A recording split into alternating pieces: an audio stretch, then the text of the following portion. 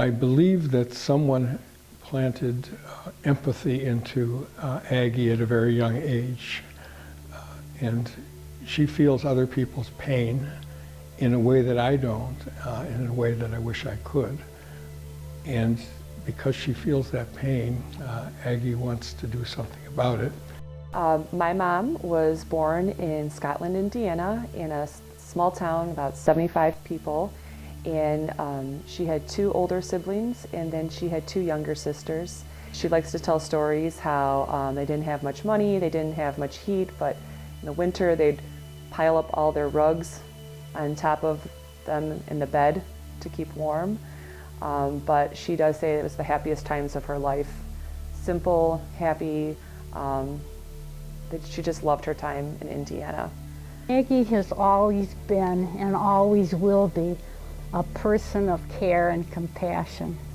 Her interest in social justice was instilled in her as a child growing up by a mother who had to struggle to raise her children. When my mom was a sophomore in college, she was 19 years old. It was 1964. She went to Alabama. It was the height of the civil rights movement. And what she did was she taught school, like summer school and Sunday school to children, mostly young black children who were poor, and they would come to my mom every day and she would teach them. She even tells stories how some people were really upset that she was doing that, and she would get chased by some men for her involvement.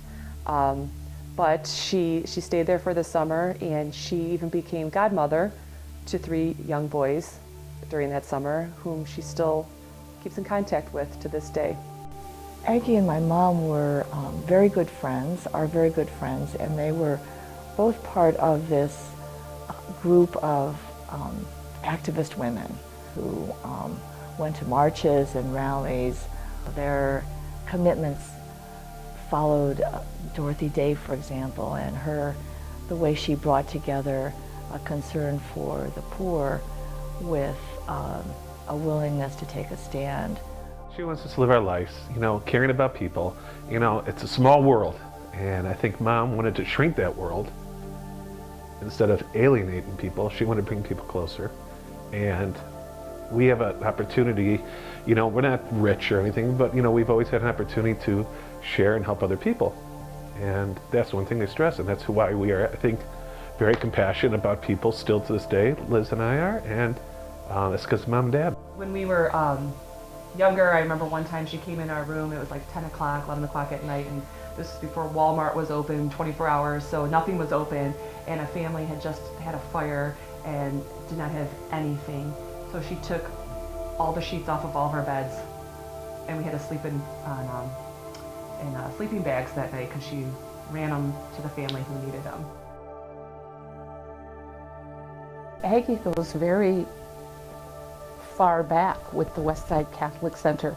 She was one of our founders, and I love her telling me this story about the founders all sat down at, I believe it was her kitchen table, and every one of them wrote a letter to 10 friends, asking each of those friends for $2.50, I think it was, to support the Westside Catholic Center and its beginnings.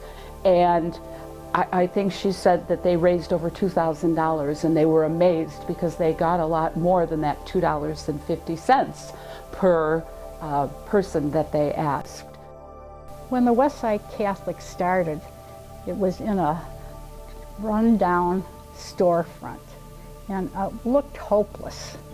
And when Aggie was one of the first volunteers with the other group of women to come, and their gift was peanut butter and jelly sandwiches.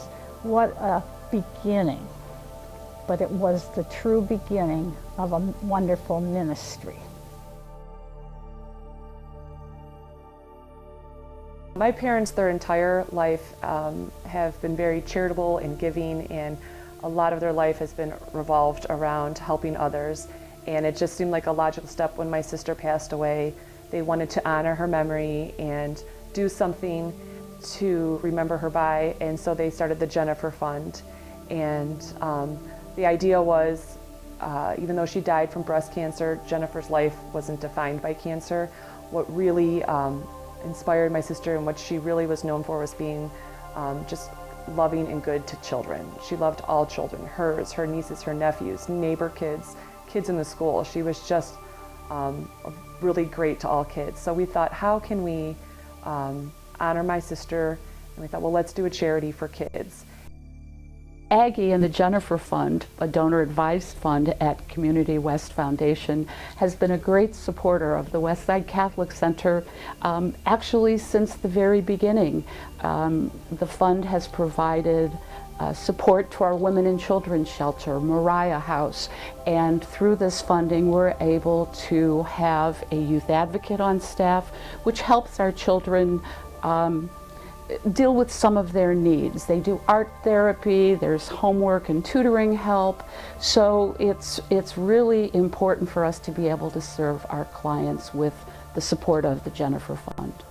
Aggie has been working in this neighborhood for a long, long time. I want to say 30 or 40 years, and she started off just with a small program over at Westside Catholic Center, and then that grew, and then she has acolytes in many, many places, people that she has brought up and trained, and that's what I admire the most about her.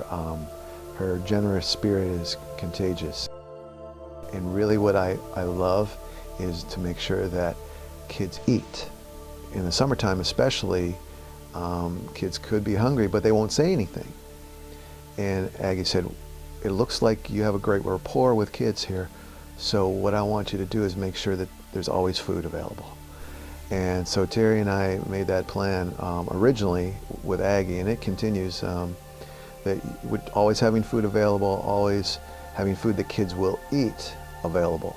We've inserted that into our outreach programs for youth. I mean, we have a church youth program, but then Aggie really encouraged us to stretch beyond the walls of the church and get into the neighborhoods and find kids that were, struggling with life and bring them in, and so we do. She's a collaborator by nature, but she's also someone who will push to get the job done, especially when it comes to families, and I think that was shown by her work at the Westside Catholic Center, but also obviously through her work with Jennifer's Fund. Her commitment to families and children are just something that I don't think anybody else I know has. Aggie and I collaborated on that very first grant for the ID Collaborative, which the Community West Foundation has helped us with so much over the years. But the Sisters of St. Joseph gave us our first grant, and that was so long ago. Her spirit is what is so important to me and about her, and how generous she is with that get it done. Let's just get it done. Let's figure out what to do about it and go for it and help people to get what they need. The Jennifer Fund has very generously made an annual summer camp possible. We take kids to tromp around in creeks and to learn a bit about water quality. They dig up salamanders and crayfish and water bugs, and the kinds of creatures that are there tell you something about the quality of the water.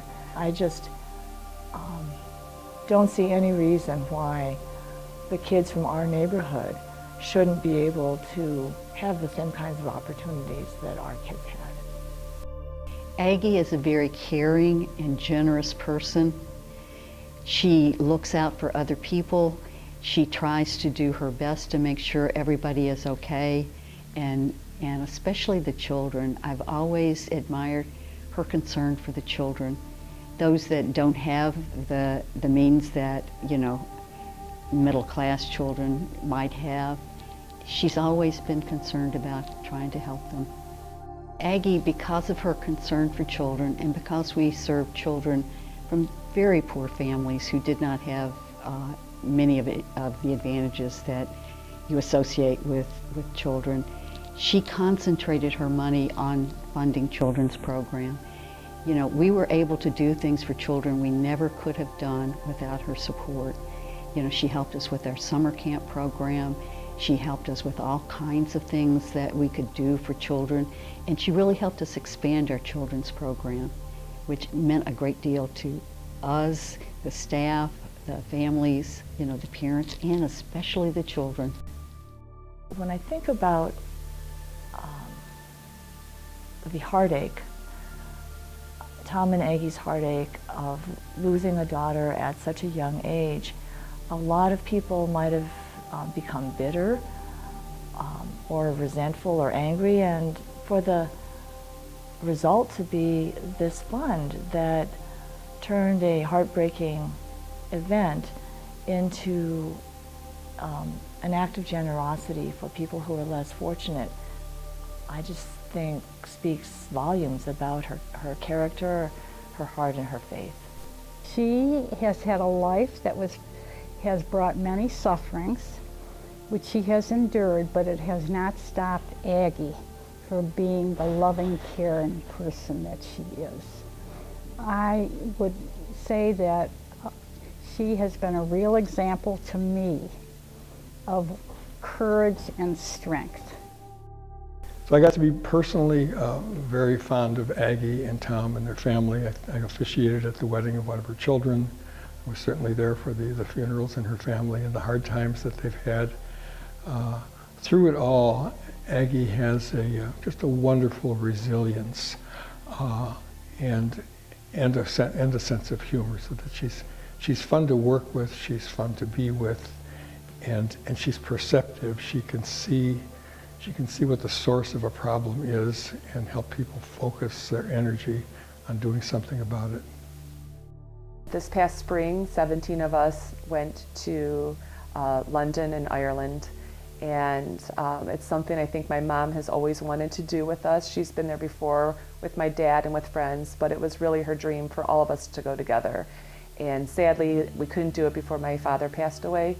But she still felt committed to, like, let's do this as a family, let's not wait any longer. So we went and we stayed in a big house together, and I think it was one of the highlights of my kids' lives, my mom's life, our lives. We loved every minute of it, being together and experiencing it, some of us for the first time with my mom, because we knew how much she loved it. I can't think of anyone who is more deserving of this Art of Caring award. Congratulations. Congratulations. Congratulations on winning the Art of Caring Award. Congratulations, Aggie. Aggie, I want to congratulate you on receiving the Art of Caring Award. Congratulations, Aggie. Congratulations, and thank you so much. The Art of Caring Award, it seems to me to be named for you.